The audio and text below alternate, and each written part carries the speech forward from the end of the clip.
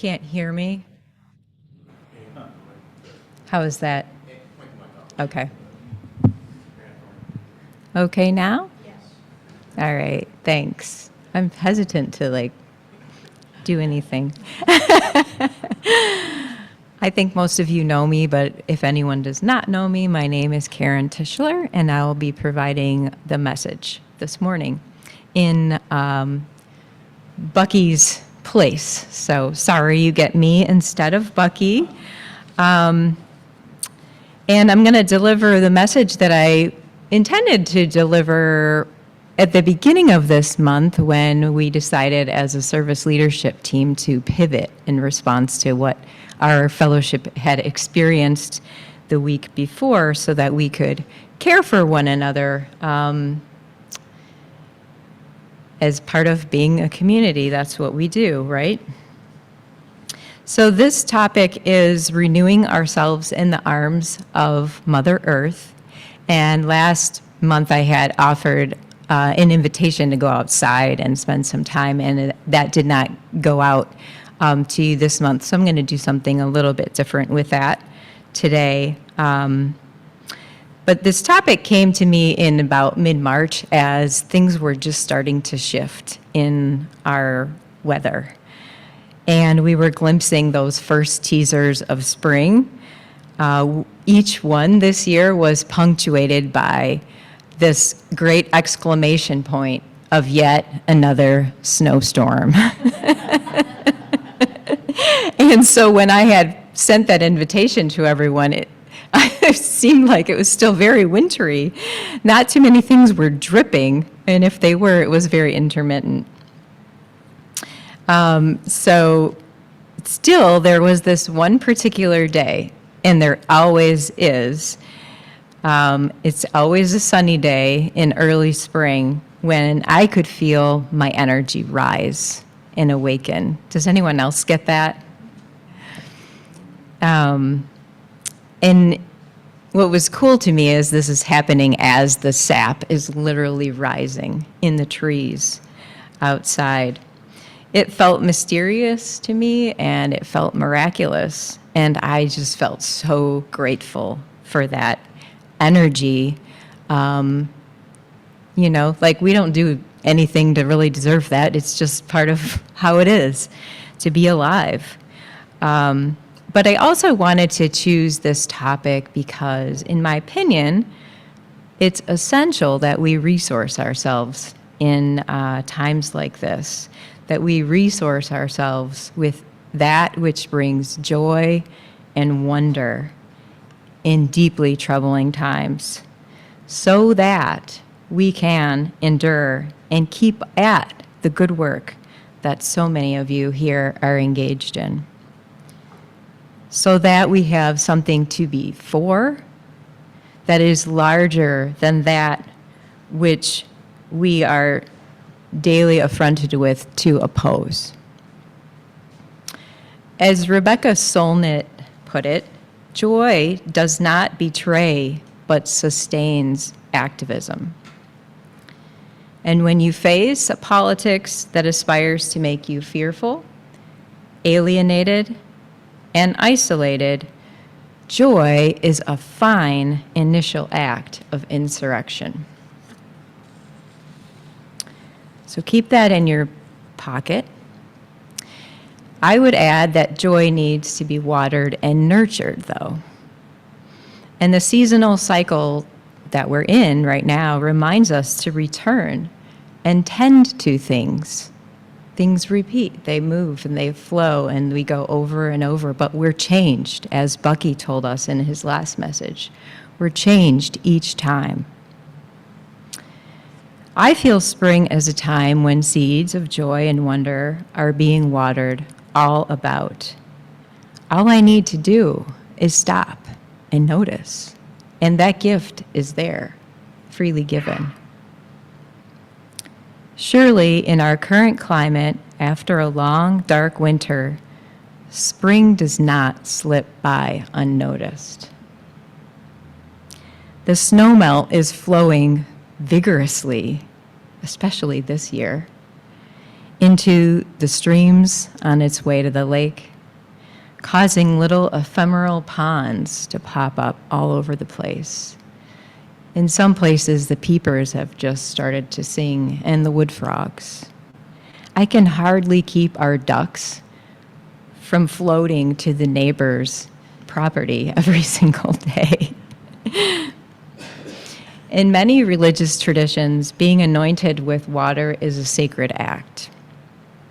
It symbolizes the spirit renewed and washed clean. In Buddhist tradition, there's also a sense of solidarity in water. By being expansive as water, we can absorb that which comes and not turn toxic as a whole. But we can be large enough to accept that which comes, which may feel toxic, and transform it. Now, that's a big ask, I understand. It's aspirational. As water is moving across our home landscape, let us find solidarity with each other and with all that is emerging. What I'm noticing this past week are crocuses and other shoots pushing up through last year's leaf litter, migrant birds returning home, in addition to the sandhill cranes. There are, of course, robins and phoebes, and the earliest warblers are arriving. Woodcock and turkey are already nesting, and robins are gathering material. Our local great horned owl pair has 2 big fluffy babies that are growing by the minute. Raptors are migrating overhead. This is all amazing.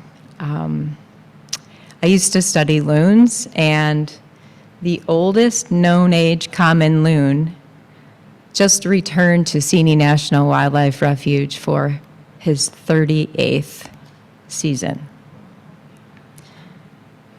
So, right, that's pretty awe-inspiring. Let's feel these things. I often wish in spring that I could slow down the pace a little bit, because it happens so fast, and then it feels like we switch into another season so quickly. So I guess I just want to encourage us to pause while this moment lasts and feel it and absorb it and let it be in us. In order to do this today, I thought what I'd like to do is for us to pair up for a brief period of time and share with one another something that you're noticing about spring. It could be about this spring, something you are experiencing or noticing outside. Or if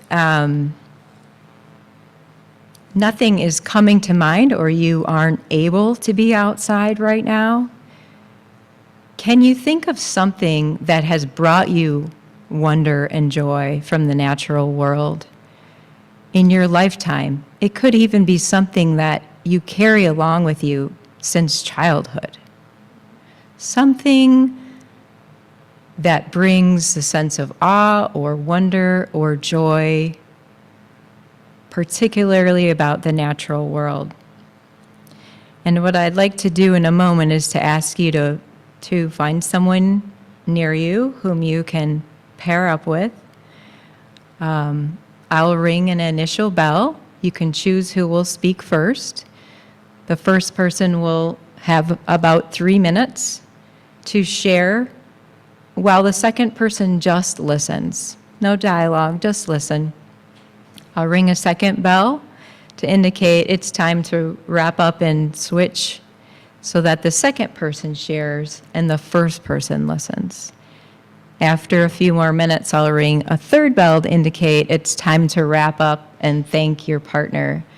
And this is really in that spirit of what Laura was talking about, which is our sense of community.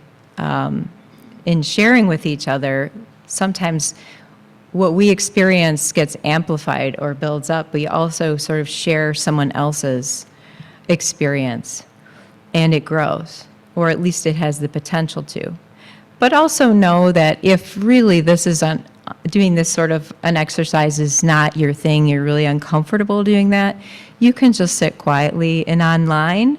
If you're on your own, I recommend you either write this exercise, you could speak it aloud to yourself, or if there's someone else with you, you could share with that person. But just know that however you choose to do it, it's okay. So if you would, please look to your neighbor and see if you can find someone to share with. How does that feel? You use like to chat, I think. I hope at home that you found some good time also thinking about what's happening outside, something to be excited about. And I hope everyone had a chance to recall us and sense into just even bits of joy that you've experienced and that you carry with you. And I hope that it was able to amplify by sharing it and also by being shared. Terry Tempest Williams reminds us that living joyfully is the work of healing the world. Once upon a time, she wrote, when women were birds, there was the simple understanding that to sing at dawn and to sing at dusk was to heal the world through joy. And Robin Wall Kimmerer reminds that even a wounded world is feeding us. Even a wounded world holds us, she wrote, giving us moments of wonder and joy. I choose joy over despair, not because I have my head in the sand, but because joy is what the earth gives me daily, and I must return the gift. Kind of gives me goosebumps. And finally, I just want to conclude with a poem by Ada Limon. More than the fuchsia funnels breaking out of the crabapple tree, more than the neighbor's almost obscene display of cherry limbs shoving their cotton candy-colored blossoms to the slate sky of spring rains, it's the greening of the trees that really gets to me. When all the shock of white and taffy, the world's baubles and trinkets leave the pavement strewn with the confetti of aftermath, the leaves come, patient, plodding, a green skin growing over whatever winter did to us, a return to the strange idea of continuous living, despite the mess of us, the hurt, the empty. Fine then, I'll take it, the tree seems to say, a new slick leaf unfurling like a fist to an open palm. I'll take it. Thank you.